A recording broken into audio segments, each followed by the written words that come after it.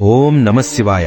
జగత్తుకు తల్లిదండ్రులైన పార్వతీ పరమేశ్వరులకు నమస్కరిస్తూ వ్యాస భగవానుని దయతో మనకు అందిన పరమ పవిత్రమైన శ్రీ శివమహాపురాణ ప్రవచన యజ్ఞంలో 5వ భాగాన్ని మనం ప్రారంభిద్దాం. మునులందరూ అడగగా సూతుడు మట్టితో చేసే పార్థివ ప్రతిమా పూజా విధానం గురించి ఇలా చెప్పడం మొదలుపెట్టాడు. ఋషులారా, మీరు చాలా మంచి ప్రశ్న అడిగారు. అన్ని కాలాలలోనూ అన్ని రకాల ఫలితాలను ఇచ్చి వెంటనే మన కష్టాలను పోగొట్టే పూజా విధానం గురించి చెబుతాను, వినండి. దీనివల్ల కాలం తీరి వచ్చే మరణం మరియు అకాల మరణం అనే 2 దోషాలు పోతాయి. అంతేకాకుండా భార్య, పిల్లలు, సిరి సంపదలు అన్నీ లభిస్తాయి.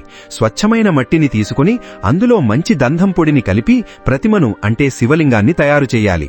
దానిని ఒక మంటపంలో ఉంచి పాలతో శుద్ధి చేసి ఎంతో శ్రద్ధగా పూజించాలి. 15 రకాల ఉపచారాలతో నైవేద్యం పెట్టి పూజించాలి. ప్రతిరోజు వినాయకుడిని, సూర్యభగవానుడిని, విష్ణుమూర్తిని మరియు పార్వతీ పరమేశ్వర్లను ఖచ్చితంగా పూజించాలి. శివుడికి అభిషేకం చేయడం వల్ల మనస్సు ప్రశాంతంగా మారుతుంది. గంధం సమర్పించడం వల్ల పుణ్యం వస్తుంది. నైవేద్యం పెట్టడం వల్ల ఆయుష్షు పెరుగుతుంది. ధూపం వేయడం వల్ల డబ్బు వస్తుంది. దీపం వెలిగించడం వల్ల గొప్ప జ్ఞానం వస్తుంది. అలాగే తాంబూలమివ్వడం వల్ల భోగభాగ్యాలు లభిస్తాయి. పూజ పూర్తయిన తర్వాత దేవుడికి నమస్కారం చేయడం మరియు మంత్రం జపించడం మాత్రం అస్సలు మర్చిపోకూడదు. వినాయకుడిని పూజించడం వల్ల ఈ లోకంలో కోరికలన్నీ నెరవేరుతాయి. ఈ పార్థివలింగాన్ని శుక్రవారం నాడు, శ్రావణ మరియు భాద్రపద నెలలలో వచ్చే శుక్లపక్ష చవితి నాడు మరియు ధనుర్మాసంలో వచ్చే శతభిషం నక్షత్రం రోజున తప్పకుండా పూజించాలి. తిథికి, నక్షత్రానికి మరియు యోగానికి మనం ఉండే వారం అంటే రోజు మాత్రమే ఆధారం. వారానికి పెరగడం, తగ్గడం అనేది ఏదీ ఉండదు. కాబట్టి వారం అనేది ఎప్పుడూ సంపూర్ణంగానే ఉంటుంది. ఉదయం సూర్యుడు పుట్టినప్పటి నుండి మరుసటి రోజు ఉదయం సూర్యుడు పుట్టే వరకు ఒక రోజుగా లెక్కించాలి. ఏ తిథి అయినా మొదలైన సమయంలో దేవుని పూజ చేయడం చాలా మంచిది. దానివల్ల పూర్తి ఫలితాలు లభిస్తాయి. రాత్రితో కలిసి ఉన్న తిథిలో మొదటి సగం భాగం చనిపోయిన పితృదేవతలను పూజించడానికి ఎంతో ఉత్తమమైనది. పగటితో కలిసి ఉన్న తిథిలో 2వ సగం భాగం దేవుని పూజకు ఎంతో శ్రేష్టమైనది. ఒక తిథి ఉదయం నుండి మొదలై మధ్యాహ్నం వరకు ఉంటే ఇంకా చాలా మంచిది. పూజ అనే పదానికి అర్థమేమిటంటే ఈ కర్మ చేయడం వల్ల మనకు సంపూర్ణమైన భోగభాగ్యాలు కలుగుతాయి అని అర్థం. ప్రతిరోజు చేసే పనులు కొంతకాలం తర్వాత ఫలితాన్నిస్తాయి, కానీ కోరికతో చేసే పనులు వెంటనే ఫలితాన్నిస్తాయి. త్రిమూర్తులకు, ఇంద్రుడు లాంటి దిక్పాలకులకు, మిగతా దేవతలకు, పాతాళంలో ఉండే గొప్ప పాములకు మరియు అశ్వినీ దేవతలకు ఒక్కొక్కరికి ఒక్కో ఇష్టమైన తిథి, వారం, నక్షత్రం మరియు నెల ఉంటాయి. వాటిని సరిగ్గా తెలుసుకుని ఆయా సమయాల్లో వాళ్లను పూజిస్తే మనం కోరుకున్న ఫలితాలు వెంటనే లభిస్తాయి. ఏ కోరిక లేకుండా పనులు చేస్తే గొప్ప జ్ఞానం మాత్రమే సిద్ధిస్తుంది. ఈ సృష్టిలో కదిలేవి, కదలనివి అన్నీ కూడా బిందువు మరియు నాదం అనే 2 రూపాలలో ఉంటాయి. బిందువు అంటే అమ్మవారి శక్తి, నాదం అంటే పరమశివుడు. ఈ లోకమంతా శివపార్వతుల స్వరూపమే. బిందువుకు నాదం ఆధారం, ఈ ప్రపంచానికి బిందువు ఆధారం. ఇలా బిందువు మరియు నాదం రెండూ కలిసి ఈ ప్రపంచానికి ఆధారంగా నిలిచాయి. ఆ బిందువు సాక్షాత్తు పార్వతీదేవి, నాదం పరమశివుడు, లింగం వాళ్ళిద్దరి కలయిక. కాబట్టి మళ్లీ మళ్లీ పుట్టే జన్మ లేకుండా మోక్షం పొందాలంటే శివపూజ ఖచ్చితంగా చెయ్యాలి. శక్తి స్వరూపమైన పార్వతీదేవి మనకు తల్లిలాంటి వాళ్లు, నాదస్వరూపుడైన శివుడు తండ్రి లాంటివాడు. ఈ భూమి మీద మనకు కనిపించే పార్వతీ పరమేశ్వరులు మన కన్న తల్లిదండ్రులే. వాళ్లను పూజిస్తే వాళ్ల ఆశీర్వాదంతో మనిషికి ఎంతో గొప్ప అభివృద్ధి కలుగుతుంది. ఈ ప్రపంచమంతా పుట్టడానికి పార్వతీ పరమేశ్వరులు కారణమైతే మనం పుట్టడానికి మన తల్లిదండ్రులు కారణం. వాళ్లను కాదని ఎక్కడో దేవుళ్లు ఉన్నారని వెతుక్కోవడం చాలా తెలివి తక్కువ పని. కాబట్టి ఋషులారా, లింగ రూపంలో ఉన్న పార్వతీ పరమేశ్వరులను మీ తల్లిదండ్రులుగా భావించి పూజించండి. అలాగే మీ కన్న తల్లిదండ్రులను సాక్షాత్తు పార్వతీ పరమేశ్వరులుగా ఆరాధించండి. అప్పుడు వాళ్ల దయ వల్ల మీకు సిరి సంపదలు మరియు గొప్ప అభివృద్ధి ఖచ్చితంగా కలుగుతుంది. మునులారా, వేదాల్లో దాగి ఉన్న ఎవరికీ తెలియని ఒక రహస్యాన్ని విప్పి చెబుతున్నాను, వినండి. భర్గుడు అనగా పురుషుడు, భర్గా అనగా ప్రకృతి అని అర్థం. ఈ సృష్టికి పురుషుడే తండ్రి. ప్రకృతికి ఆధారమైన పరమాత్మ తండ్రిలాంటివాడు. పురుషుడు మరియు ప్రకృతి అనేవి ఎప్పటికీ విడదీయలేనివి. లోకానికి వెలుగునిచ్చే సూర్యుడు, కళ్లకు కనిపించే భగవంతుడు. ఒక తల్లి పిల్లకు జన్మనిచ్చినా దానికి మూల కారణం తండ్రే అవుతాడు. అలాగే ఈ ప్రకృతిలో ప్రపంచాన్ని సృష్టించేవాడు ఆ లింగ రూపంలో ఉన్న శివుడే. లింగం అంటే ఒక గుర్తు. కంటికి కనిపించని పరమాత్మకు ఒక రూపమే ఆ శివలింగం. ఆదివారం నాడు గొప్ప శివలింగాన్ని ఆవు పేడ, ఆవు మూత్రం, ఆవు పాలు, పెరుగు మరియు నెయ్యితో 5 పంచగవ్యాలతో ఓంకారాన్ని చదువుతూ అభిషేకం చెయ్యాలి. ఓంకార ధ్వని అనేది ఒక లింగం. తనకు తానుగా వెలసిన స్వయంభూలింగాన్ని నాదలింగమని, పూజాయంత్రాలలో ఉండేదాన్ని బిందులింగమని, గుళ్లలో ప్రతిష్ఠ చేసిన లింగాన్ని మకారలింగమని, ఉత్సవ విగ్రహాలను ఉకారలింగమని మరియు గురువు యొక్క శరీరాన్ని అకారలింగమని పిలుస్తారు. శివుని మీద భక్తి కలగడానికి ఒక సులువైన దారిని చెబుతాను వినండి. మనిషి తన ఒంటి మీద రుద్రాక్షను ధరించడం వల్ల పావువంతు భక్తి కలుగుతుంది. విభూతిని పెట్టుకోవడం వల్ల సగం భక్తి కలుగుతుంది. మంత్రాలు జపించడం వల్ల ముప్పావు వంతు భక్తి వస్తుంది. ఇవన్నీ చేస్తూ దేవుణ్ణి పూజిస్తే పూర్తి భక్తి కలుగుతుంది. ఆ పూర్తి భక్తి కుదిరితే వాడికి మళ్లీ పుట్టే జన్మ ఎప్పటికీ ఉండదు. మునులారా, భస్మధారణ అంటే విభూతి పెట్టుకోవడం ఎంతో పవిత్రమైనది. దానిని 32 లేదా 16 లేదా 8 లేదా కనీసం 5 చోట్లైనా శరీరంలో ధరించాలి. నుదురు మీద, 2 భుజాల మీద, ఛాతి మీద మరియు బొడ్డు మీద ఖచ్చితంగా విభూతిని పెట్టుకోవాలి. గంధం పెట్టుకోవాలి అనుకుంటే ఆ గంధాన్ని విభూతిలో కలిపి పెట్టుకోవాలి. ముక్కంటి అయిన శివుణ్ణి నమశివాయ అని తలచుకుంటూ నుదుటి మీద, పార్వతీదేవిని తలచుకుంటూ పక్క భాగాలలో, ముంచేతుల మీద, శరీరం పైభాగంలో మరియు కింద భాగంలో మంత్రాలు చదువుకుంటూ ఆ భస్మాన్ని ధరించాలి. ఓంకార మహిమ గురించి ఋషులు అడగగా సూతుడు ఇలా చెప్పాడు: ఈ సంసారం అనేది ఒక పెద్ద సముద్రం లాంటిది. ఆ సముద్రాన్ని దాటించే నావ లాంటిది కాబట్టే ఓంకారానికి ప్రణవం అని పేరు వచ్చింది. ప్రణవం అంటే ఈ ప్రపంచంలో మనల్ని మోక్షానికి నడిపించేది అని అర్థం.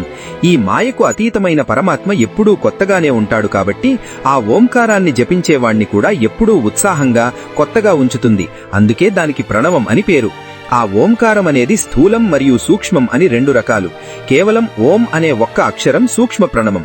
నమశివాయ అనే 5 అక్షరాల మంత్రం స్థూల ప్రణవం. ఏ కోరికలు లేని జ్ఞాని ఎప్పుడూ ఓంకారాన్ని దేవుణ్ణి తలచుకుంటూ చనిపోయేంత వరకు జపిస్తూనే ఉండాలి. అప్పుడే వాడు శివునిలో కలిసిపోతాడు. ఓంకారం అనేది హృదయంలో ఉండేది. కోరికలతో సంసారంలో ఉండేవాళ్లు ఎప్పుడూ మామూలు ఓంకారాన్ని జపించాలి. కోరికలు వదిలేసిన వాళ్లు ఎంతో దీర్ఘంగా ఆ ఓంకారాన్ని సాగదీస్తూ జపించాలి. ఉదయం, సాయంత్రం సంధ్యావందనం చేసేటప్పుడు ఖచ్చితంగా ఓంకారాన్ని చదవాలి. 9 కోట్ల సార్లు ఓంకారాన్ని జపించిన వాడు ఎంతో స్వచ్ఛంగా మారుతాడు. అలా 108 కోట్ల సార్లు ఓంకారాన్ని జపించిన మనిషి గొప్ప జ్ఞానిగా మారి బ్రతికుండగానే మోక్షాన్ని పొందుతాడు. సంపదను ఖర్చుపెట్టి శివుడికి పూజలు చేసే భక్తుణ్ణి క్రియాయోగి అంటారు. తక్కువ భోజనం చేస్తూ ఇంద్రియాలను అదుపులో ఉంచుకుని ఎవరికీ కీడు చెయ్యకుండా పూజలు చేసేవాడిని తపోయోగి అంటారు. ఇవన్నీ ఉంటూ కామక్రోధాలను జయించి ఎప్పుడూ ప్రశాంతమైన మనస్సుతో దేవుని పేరు జపించే భక్తుణ్ణి జపయోగి అంటారు. జపం చేయడం అనేది పుట్టుకానే బంధాన్ని పూర్తిగా తుడిచివేస్తుంది. ముందుగా నమః అని పలికి ఆ తర్వాత శివాయ అని పలికితే అది పంచాక్షరీ మంత్రం అవుతుంది. దానిని ఓంకారంతో కలిపి ఓం నమఃశివాయ అని జపించాలి. జపం చేసేటప్పుడు రోజుకు 1 పూట మాత్రమే భోజనం చెయ్యాలి. తక్కువగా మాట్లాడాలి. దేశాన్ని మరియు తల్లిదండ్రులను సేవించడం అస్సలు మానకూడదు. పద్మాసనంలో కూర్చుని ఉన్నవాడు, గంగానదిని మరియు చంద్రుణ్ణి తలపై పెట్టుకున్నవాడు, పార్వతీదేవిని పక్కన పెట్టుకున్నవాడు, చేతిలో త్రిశూలాన్ని పట్టుకుని మనల్ని ఎప్పుడూ రక్షించే సదాశివుణ్ణి మనసులో తలుచుకోవాలి. ఒక సాధకుడు తన గుండెలోగాని సూర్యునిలోగాని శివుణ్ణి ఊహించుకుని తూర్పువైపు తిరిగి ఓం నమఃశివాయ అని జపించాలి. ఈ సృష్టి అంతా శివుని స్వరూపమే. ఇందులో కోటానుకోట్ల శివలోకాలున్నాయి. శివుడే అందరికంటే గొప్పవాడు అని తెలుసుకోవడమే శివలోక మహిమను విన్నదానికి దక్కే ఫలితం. మనిషికి శరీరం వల్ల కర్మ, మళ్లీ ఆ కర్మ వల్ల ఇంకో శరీరం, ఇలా జనన మరణాల చక్రంలో తిరుగుతూనే ఉంటాడు. ఈ సుఖదుఖాల చక్రం నుండి బయటపడాలంటే ఆ సృష్టికర్తయైన ఈశ్వరుణ్ణి ప్రార్థించాలి. ఈశ్వరుణ్ణి పూజించడం వల్ల ఆయన అనుగ్రహం దక్కుతుంది. ఏ కోరికలు లేని శివుణ్ణి ఎలా పూజించాలంటే మనం చేసే పనులన్నీ దేవునికే వదిలేసి లింగంలో, విగ్రహంలో మరియు శివభక్తునిలో కూడా శివుణ్ణే చూస్తూ మనస్సుతో, మాటతో మరియు డబ్బుతో పూజించాలి. అలా పూజించే భక్తుడు శివుని దగ్గరకు చేరుకుంటాడు. దేవుని పూజను బ్రతికి ఉన్నంత వరకు అస్సలు వదిలిపెట్టకూడదు. స్వయంభూలింగం, బిందులింగం, ప్రతిష్ఠితలింగం, చరలింగం మరియు గురులింగం అని లింగాలు 5 రకాలుగా ఉంటాయి. దేవతలు, ఋషులు చేసిన తపస్సుకు మెచ్చి భూమి లోపల నుండి తనకు తానుగా బయటకు వస్తే దానిని స్వయంభూలింగం అంటారు. బంగారం లేదా వెండి రేకుల మీద ఓంకారాన్ని రాసి పూజ చేయవచ్చు. దేవతలుగాని, ఋషులుగాని గుళ్లలో ప్రతిష్ఠ చేసిన లింగాన్ని ప్రతిష్ఠిత లింగమని, శిల్పులు చెక్కిన దాన్ని ప్రాకృత లింగమని అంటారు. కొండ అనేది ఎవరూ చెయ్యని ప్రతిష్ఠిత లింగం, భూమి అనేది ప్రాకృతలింగం. ఒకచోట నుండి మరో చోటికి మార్చగలిగే చరలింగాలలో పాదరసంతో చేసిన రసలింగం ఎంతో శ్రేష్టమైనది. రాజులకు బాణలింగం, వ్యాపారులకు బంగారు లింగం, రైతులకు రాతిలింగం పూజించడం మంచిది. స్ఫటికంతో చేసిన లింగం అందరికీ ఎంతో మంచిది. పెళ్లైన ఆడవాళ్లకు మట్టిలింగం, భర్తలేని ఆడవాళ్లకు స్ఫటికలింగం చాలా మంచిది. అలాగే వయసుతో సంబంధం లేకుండా ఆడవాళ్లందరికీ స్ఫటికలింగం శ్రేష్టమైనది. శివపూజ చేసేటప్పుడు పాత్రలు శుభ్రం చేయడానికి మామూలు బూడిదను వాడాలి. కాని నుదురు మీద పెట్టుకునే భస్మం మాత్రం యజ్ఞాల నుండి లేదా మంత్రాలతో మారేడు, రావి చెక్కలను కాల్చి తీసినదై ఉండాలి. ఆ భస్మాన్ని పెట్టుకుంటే మనిషి ఎంతో తేజస్సును పొందుతాడు. బ్రహ్మ, విష్ణు, రుద్రుల సారంతో తయారైన భస్మాన్ని శివుడు తన నుదుటి మీద 3 గీతలుగా ధరిస్తున్నాడు. ఈ విశ్వాన్నంతా తన గుప్పెట్లో పెట్టుకున్నాడు కాబట్టే ఆయన శివుడయ్యాడు. భక్తుడు తన ఆత్మను సాక్షాత్తు శివునిగా భావించి పూజించాలి. తండ్రి మనల్ని ఈ సంసారంలోకి తీసుకొస్తాడు. గురువు మనల్ని ఈ సంసార కష్టాల నుండి రక్షిస్తాడు. అటువంటి గురువును పూజిస్తే సాక్షాత్తు శివుణ్ణి పూజించినట్లే. మనిషికి ఎలాంటి బాధలు ఉన్నా శివపూజ చెయ్యాలి, అన్నదానం చెయ్యాలి. దేవుని గుడి చుట్టూ ప్రదక్షిణలు చేయడం ఎంతో గొప్పది. భక్తుడి దగ్గర డబ్బు లేకపోతే అడుక్కోనైనా తినాలి. కాని ఎప్పుడూ దేవుని ధ్యానంలో ప్రశాంతంగా ఉండాలి. అన్ని లింగాలలోకెల్లా మట్టితో చేసిన పార్థివలింగం ఎంతో గొప్పది. కృతయుగంలో రత్నాల లింగం, త్రేతాయుగంలో బంగారు లింగం, ద్వాపరయుగంలో రసలింగం మరియు ఈ కలియుగంలో పార్థివలింగం ఎంతో శ్రేష్టమైనవి. దేవతల్లో మహేశ్వరుడు, నదుల్లో గంగానది, మంత్రాల్లో ఓంకారం ఎలాగైతే గొప్పవో లింగాలలో పార్థివలింగం అంత గొప్పది. ఈ పార్థివలింగం ఎప్పుడూ ఎక్కడా విరగకుండా, ముక్కలు కాకుండా అఖండంగా ఒకే ముద్దగా ఉండాలి. 2 భాగాలను అతక్కూడదు. రత్నం, బంగారం, స్ఫటికం మరియు మట్టితో చేసిన లింగాలన్నీ విరగకుండానే ఉండాలి. గుళ్లలో ఉండే లింగాలు మాత్రం కింద పీఠం వేరుగా, లింగం వేరుగా 2 భాగాలుగా ఉండవచ్చు. శివభక్తుడు స్నానం చేసి విభూతి, రుద్రాక్షలు ధరించి స్వచ్ఛమైన మట్టిని తీసుకుని లింగాన్ని చేసి దానికి పంచామృతాలతో అంటే పాలు, పెరుగు, నెయ్యి, తేనె, చక్కెర, నీటితో అభిషేకం చెయ్యాలి. పూలు, గంధం, అక్షతలు, మారేడు దళాలతో పూజించి ధూపదీప నైవేద్యాలు సమర్పించాలి. ఏకాదశ రుద్రోణను పూజించి దక్షిణలిచ్చి సాష్టాంగ నమస్కారం చెయ్యాలి. శివుణ్ణి ఎలా పొగడాలంటే కైలాసంలో సింహాసనం మీద కూర్చున్నవాడిని, భక్తుల కష్టాలను తీర్చేవాడిని, పార్వతీదేవిని పక్కన పెట్టుకున్నవాడిని, వెండి కొండలాగా మెరిసిపోతూ తలమీద అందమైన చంద్రుణ్ణి పెట్టుకున్నవాడిని, 5 ముఖాలు, 3 కళ్ళు ఉన్న ఆ మహేశ్వరుణ్ణి నేను ప్రతిరోజూ ధ్యానిస్తున్నాను అని ప్రార్థించాలి. నా మనస్సులో ఎప్పుడూ నువ్వే ఉంటావు, నన్ను కరుణించు దేవా, తెలిసిగాని తెలియకగాని నేను చేసిన పూజను ఫలించేలా చెయ్యి. నేను పాపిని, నీవు ఎంతో గొప్పవాడివి, నన్ను అన్ని విధాలా రక్షించు తండ్రి అని ప్రార్థించి లింగాన్ని పూజిస్తే ఈ సృష్టి మొత్తాన్ని పూజించినట్లే అవుతుంది. ఆడా మగ అనే తేడా లేకుండా అందరూ ఈ పూజ చెయ్యవచ్చు. దేవుడికి పెట్టిన నైవేద్యాన్ని ఎలాంటి అనుమానం లేకుండా ఎవరైనా తినవచ్చు. మారేడు చెట్టు సాక్షాత్తు ఆ శివుని రూపమే. అందుకే మారేడు ఆకులతో పూజ చేయడం ఎంతో గొప్పది. మునులారా, శివుడు స్వయంగా పార్వతీదేవికి చెప్పిన రుద్రాక్ష మహిమను మీకు చెబుతాను, వినండి.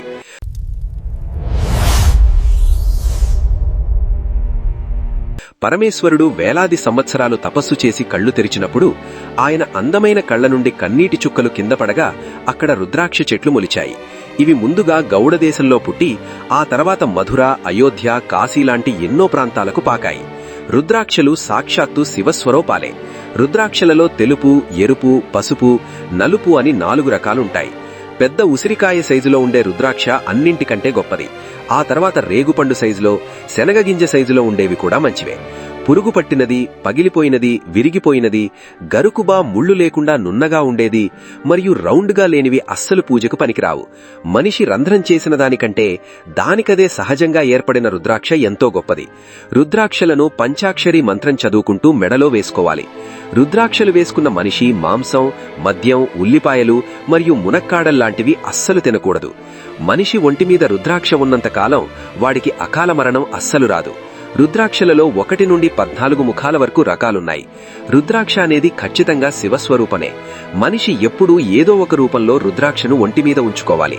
మెడలో మాలగా వేసుకోవడం చాలా మంచిది. రుద్రాక్ష ఇచ్చినంత ఫలితాన్ని వేరే ఏ ఇతర మాలలు ఇవ్వవు. తలమీద, మెడలో, చెవులకు, చేతులకు మరియు నడుముకు రుద్రాక్షలు ధరించిన మనిషి సాక్షాత్తు ఈశ్వరుడే అవుతాడు.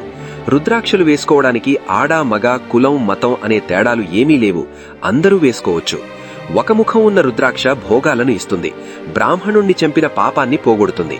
2 ముఖాల రుద్రాక్ష కోరికలు తీరుస్తుంది, ఆవును చంపిన పాపాన్ని పోగొడుతుంది. 3 ముఖాల రుద్రాక్ష సకల విద్యలను ఇస్తుంది. 4 ముఖాల రుద్రాక్ష సాక్షాత్తు బ్రహ్మస్వరూపం, మనిషిని చంపిన పాపాన్ని పోగొడుతుంది. 5 ముఖాల రుద్రాక్ష సాక్షాత్తు రుద్రస్వరూపం, కోరికలన్నీ తీర్చి మోక్షాన్ని ఇస్తుంది, తప్పు పనులు చేసిన పాపాలను నాశనం చేస్తుంది. 6 ముఖాల రుద్రాక్ష కుమారస్వామి రూపం, దానిని కుడి భుజానికి కట్టుకుంటే అన్నింటిలోనూ విజయం సిద్ధిస్తుంది. 7 ముఖాల రుద్రాక్ష పేరు అసంగం, ఇది ధరించినవాడు ఎంత పేదవాడైనా సరే గొప్ప ధనవంతుడవుతాడు, ఇది జ్ఞానాన్ని కూడా ఇస్తుంది. 8 ముఖాల రుద్రాక్ష భైరవుని స్వరూపం, ఇది పూర్ణాయుష్యునిస్తుంది. 9 ముఖాల రుద్రాక్ష నవదుర్గల స్వరూపం, దీనిని ఎడమ చేతికి ధరించాలి. 10 ముఖాల రుద్రాక్ష జనార్దన స్వరూపం, ఇది కోరికలన్నీ తీరుస్తుంది. 11 ముఖాల రుద్రాక్ష సాక్షాత్తు రుద్రస్వరూపం, అన్నింటిలోనూ విజయాన్నిస్తుంది. 12 ముఖాల రుద్రాక్షను జుట్టులో పెట్టుకోవాలి, 12 మంది సూర్యులు దానిలో ఉంటారు. 13 ముఖాల రుద్రాక్ష విశ్వేదేవతల స్వరూపం, ఇది గొప్ప అదృష్టాన్ని ఇస్తుంది. 14 ముఖాల రుద్రాక్ష సాక్షాత్తు పరమశివ స్వరూపం, దీనిని తలమీద ధరిస్తే పాపాలన్నీ కాలిపోయి బూడిదవుతాయి. అయితే వీటన్నింటినీ మంత్రాలతో పూజించి మాత్రమే ధరించాలి.